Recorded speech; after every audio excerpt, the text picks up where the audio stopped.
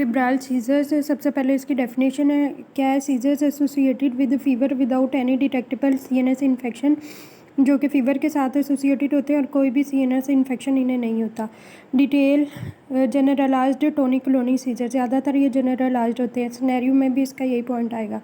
With the loss of consciousness in otherwise healthy children, और इसमें ये होता है कि लॉस ऑफ कॉन्शियसनेस होती है हेल्दी चिल्ड्रन में। इसके कॉजेज़ क्या हैं। Rapid increase in body temperature, mostly viral cause है। अपर रिस्पायरेटरी ट्रैक इन्फेक्शन होते हैं। एक्यूट ओटाइटिस मीडिया या मेस्टाइटाइटिस, फ्रिंजाइटिस या एडिनाइटिस और अपर यूरिनरी ट्रैक इन्फेक्शंस। फिर इसके इंपॉर्टेंट पॉइंट्स क्या हैं। स्ट्रॉन्ग फैमिली हिस्ट्री होती है इन सिबलिंग्स और पेरेंट्स।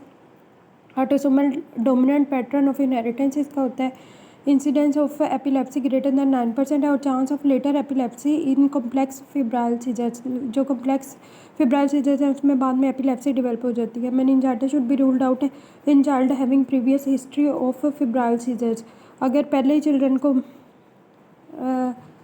फिब्राइल सीजर्स की हिस्ट्री है तो फिर मेनिंजाइटिस नहीं होगा। और क्राइटेरिया टू डायग्नोज क्या है। Age of 3 months to 5 year, 3 माह से 5 साल के बच्चों के अंदर होते हैं। मोस्ट बिटवीन 6 to 18 मंथ, ज़्यादातर 6 से 18 महीनों के बच्चों के अंदर है। और फीवर इसका 38.8 डिग्री सेंटीग्रेड होता है, 101.8 फ़ारेनहाइट। नो सीएनएस इन्फेक्शन, इसमें कोई सीएनएस इन्फेक्शन नहीं होगा। फिर इसके बाद एक्सक्लूजन टू डायग्नोसिस कौन से ऐसे पॉइंट है जो हम फिब्राइल सीजर्स नहीं कहेंगे। History of previous a febrile seizures, अगर चाइल्ड को पहले फिब्राइल सीजर्स होते रहे हैं, सीएनएस इन्फेक्शन है या मेटाबॉलिक एबनॉर्मेलिटी है। क्लिनिकल फाइंडिंग्स में इसके क्या है। History of seizure in first degree relative, इसके पहले किसी रिश्तेदार में सीजर्स की हिस्ट्री होगी। Predisposing cause may be या रिस्पायरेटरी इन्फेक्शन, पहले इसको रिस्पायरेटरी इन्फेक्शन हुआ होगा या brief bilateral clonic tonic clonic fits, और या फिर इसका टोनिक क्लोनिक फिट्स की हिस्ट्री होगी। टाइप्स इसकी क्या, बिनाइन सिंपल जिसे हम कहते हैं अटैक, उसमें जनरलाइज होती है। Last less than 10 to 15 minute, 10 से 15 मिनट का इसका ड्यूरेशन होता है। फर्स्ट कन्वर्जन होती है और no recurrence is in same illness, no family history of febrile seizures. Typical या कम्प्लेक्स अटैक में क्या होता है, फोकल होता है, last more than 10 to 15 minutes. Multiple episodes इसकी होती हैं 24 घंटे के अंदर, एक दिन के अंदर काफ़ी ज़्यादा इसको फिट्स पड़ते हैं। फैमिली हिस्ट्री पॉजिटिव होती है। नॉन न्यूरोलॉजिकल डेफिसिट होगा। इन्वेस्टिगेशन में ब्लड काउंट करवाएंगे, lumbar puncture, blood sugar, serum electrolyte, serum calcium, phosphorus, urea और EEG. In case of complex attack 1 week after the attack, अगर उसे कम्प्लेक्स अटैक हुआ है तो अटैक के 1 हफ्ते के बाद ईईजी करवानी है। ट्रीटमेंट इसका क्या होगा। सबसे पहले उसकी हम काउंसलिंग करेंगे और उसे रीअश्योर कराएंगे। Keep the child in a well aerated environment, aerated environment में बच्चे को रखना है। लेफ्ट लेटरल पोजीशन में रखना है टू अवॉइड एस्पायरेशन, और मेजर्स लेने हैं like tepid sponging to control temperature. Fever को कंट्रोल करने के लिए do not let child put anything in the mouth, बच्चे को कहना है कि वो मुंह में कोई चीज़ ना डाले। एक्सेस क्लोथ रिमूव करवा देने हैं। कंट्रोल सीजर्स के लिए डायज़पाम या फिनोबार्बिटोन देंगे। लोअर टेम्परेचर के लिए पैरासीटामोल या टेपिड स्पॉन्जिंग करवाएंगे। और प्रोफाइलैक्टिक एंटी कन्वर्जेंट्स जिसे कि डायज़पाम हम देंगे। ये फिब्राइल सीजर्स का टॉपिक यहाँ ख़त्म होता है। इसके बाद एपिलेप्सी है। एपिलेप्सी क्या है, recurrent seizures unrelated to fever और एनी एक्यूट सेरेब्रल इंसल्ट, मतलब फीवर के से रिलेशन नहीं होता इसका और बार बार सीजर्स होते हैं इसके। या फिर एक्यूट सेरेब्रल, कोई भी इन्फेक्शन या कोई भी एक्यूट सेरेब्रल एक्टिविटी होगी उसे हम एपिलेप्सी कहेंगे। Definition of seizure, proximal involuntary disturbance of brain function manifested as अच्छा प्रोक्सिमल है, इनवॉलंटरी है और ब्रेन फंक्शन में डिस्टर्बेंस है। मैनिफेस्ट कैसे होती है, इम्पेयरमेंट या लॉस ऑफ कॉन्शियसनेस इसमें होती है। अब normal motor activity, sensory activity दोनों अब नॉर्मल हो जाएंगी।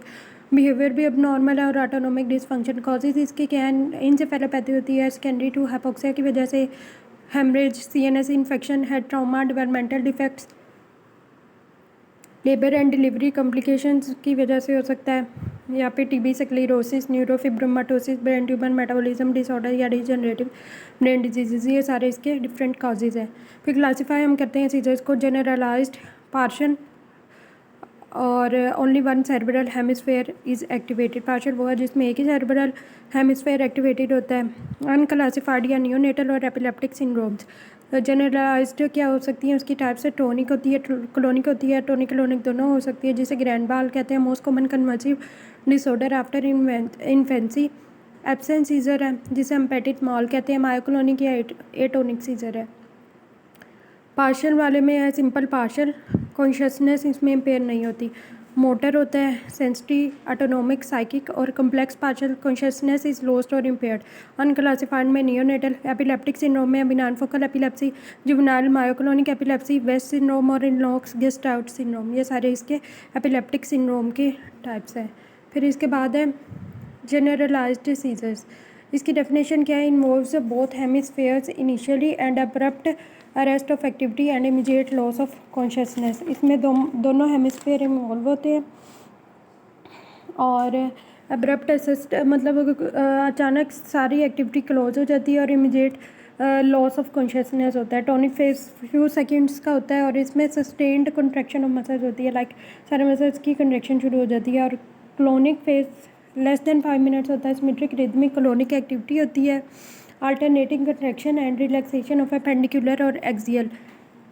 रिस्पायरेशन इसमें इरेगुलर होती है और स्फिंक्टर इनकॉन्टिनेंस हो जाती है। फिर आफ्टर क्लोनिक के बाद जो फेज़ आती है मिनट से लेकर घंटों तक होती है, उसमें पेशेंट कन्फ्यूजन होती है, लेथार्जी होती है, स्लीप और ग्रैंड माल या टोनिक क्लोनिक इसे कहते हैं। मोस्ट कॉमन कन्वर्सिव डिसऑर्डर है आफ्टर इन्फेंसी। इसके काजेज़ क्या होते हैं? आइडियोपैथिक अननोन काजेज़ होते हैं और सेकेंडरी HITT उसका निमोनिक बनाया, पोस्ट हेमरेजिक हो सकता है, post infection, post traumatic, post toxic. Haemorrhagic वाला लाइक बर्थ इंजरी के बाद हो सकता है। इन्फेक्शंस वाला मेनिंजाइटिस या एंसेफेलाइटिस की वजह से हो सकता है। ट्रॉमेटिक लैसिरेशन ऑफ ब्रेन या toxic kernicterus lead arsenic. Clinical findings में इसकी क्या है? ऑरल या वार्निंग स्टेज होती है, पहले एक ऑरल स्टेज आती है जिसमें मोटर एक्टिविटी क्या होती है, टीचिंग